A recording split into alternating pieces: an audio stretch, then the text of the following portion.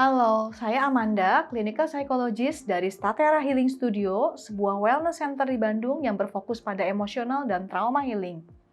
Hari ini kita akan membahas topik yang sangat menarik. Akhir-akhir ini banyak sekali klien-klien yang datang ketemu saya dengan keluhan yang kurang lebih sama dan mirip. Kecemasan. Nah, mungkin itu kata yang familiar dan kita akan bahas sama-sama hari ini tentang kecemasan. Kecemasan pada dasarnya dimiliki oleh semua orang. Bahkan sampai tingkatan tertentu, kecemasan justru kita butuhkan. Bayangkan, ketika kita hidup tanpa kecemasan, itu bisa sangat membahayakan diri kita. Kita akan nyeberang jalan begitu saja tanpa harus melihat kiri dan kanan. Tetapi ketika kita masih memiliki kecemasan, sampai taraf tertentu itu membantu kita melindungi diri kita, sehingga kita menjadi lebih berhati-hati dalam melakukan segala sesuatu. Namun ketika kecemasan itu sudah berlebihan, nah ini yang perlu kita waspadai. Ketika kecemasan kita sudah mulai mengganggu aktivitas harian kita takut melakukan banyak hal atau bahkan lebih sering kita jadi tidak melakukan apa-apa akibat kecemasan yang terlalu berlebihan, itu bisa merupakan satu tanda bahwa mungkin kecemasan ini perlu diatasi segera. Kecemasan pada umumnya tidak memiliki penyebab yang jelas. Orang cemas kadang-kadang ketika kita tanya, mereka bahkan tidak tahu apa yang menyebabkan mereka cemas. Lalu, apa sebetulnya yang menyebabkan seseorang bisa mengalami kecemasan?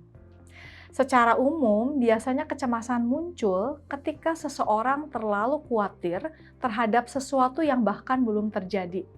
Mereka berpikir terlalu jauh, terlalu banyak mengantisipasikan hal-hal yang belum terjadi, ketakutan yang berlebihan, sehingga itu membuat orang menjadi banyak mengalami kecemasan dalam hidupnya.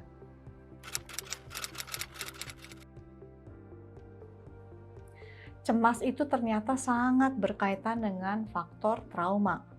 Seseorang yang memiliki trauma emosional di masa lalu yang belum selesai, seringkali gejala yang muncul saat ini adalah berupa munculnya kecemasan. Ada seorang kisah pasien saya. Dari sejak kecil, orang tuanya yang sangat perfeksionis selalu menuntut anak ini untuk selalu berprestasi di sekolah. Setiap pelajaran dan belajar dan melakukan kesalahan, maka pukulan itulah yang selalu dia dapatkan. Keluhan pertama kali klien ini ketemu saya adalah dia selalu sulit untuk mengambil keputusan, tidak berani melakukan sesuatu karena takut gagal. Itu salah satu contoh mengapa seseorang mengalami kecemasan.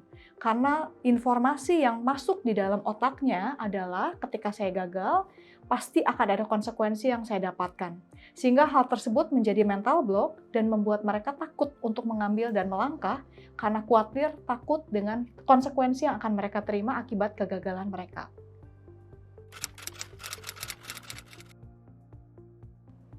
Otak manusia itu sangat kompleks. Di dalam otak kita, secara struktural, otak yang bertanggung jawab untuk mengendalikan emosi dengan otak yang bertanggung jawab untuk logika itu ternyata ada di dua area yang sangat berbeda. Ketika kita mengalami kecemasan, hampir semua orang mengatakan, saya tahu seharusnya saya tidak perlu cemas karena tidak ada yang perlu saya khawatirkan dan saya cemaskan. Tetapi rasa cemas yang mereka rasakan hampir tidak bisa mereka kendalikan secara logika. Karena yang bermasalah, yang mempunyai luka adalah otak di area emosi, bukan otak logika. Sehingga ketika seseorang mengalami kecemasan, tidak sebegitu mudahnya orang bisa mengendalikan hanya dengan berpikir bahwa tenang, semuanya aman-aman saja. Karena area otak emosi tetap akan bereaksi selama luka emosional mereka di masa lalu belum terselesaikan. Memasuki bulan puasa, ternyata banyak klien mengatakan, saya mulai merasakan kecemasan loh. Jadi untuk sebagian orang, ternyata berpuasa atau memasuki awal puasa menjadi trigger tersendiri. Kenapa hal itu terjadi? Karena orang mulai khawatir dan cemas terhadap apa yang mungkin terjadi selama berpuasa. Ada yang mengatakan bahwa saya khawatir, nanti nggak bisa persiapan puasa dengan maksimal karena saya akan banyak tugas keluar kota. Kemudian sebagian lagi mengatakan, saya ini punya gangguan penyakit tertentu. Gimana nanti kalau puasanya nggak bisa full, nggak bisa optimal. Sebagian lagi mengatakan bahwa Saya hari ini harus berpuasa mungkin jauh dari keluarga, dan itu ternyata menjadi kecemasan-kecemasan tersendiri untuk orang-orang tertentu. Seperti sudah saya jelaskan sebelumnya bahwa salah satu penyebab kenapa muncul kecemasan adalah ketika seseorang mulai khawatir memikirkan hal-hal yang belum terjadi. Mereka mengantisipasi terlalu berlebihan hal-hal yang bahkan mungkin belum tentu terjadi.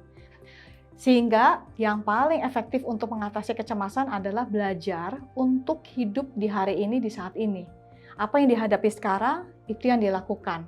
Tidak perlu terlalu overthinking dan memikirkan khawatir hal-hal yang belum terjadi atau bahkan belum tentu terjadi.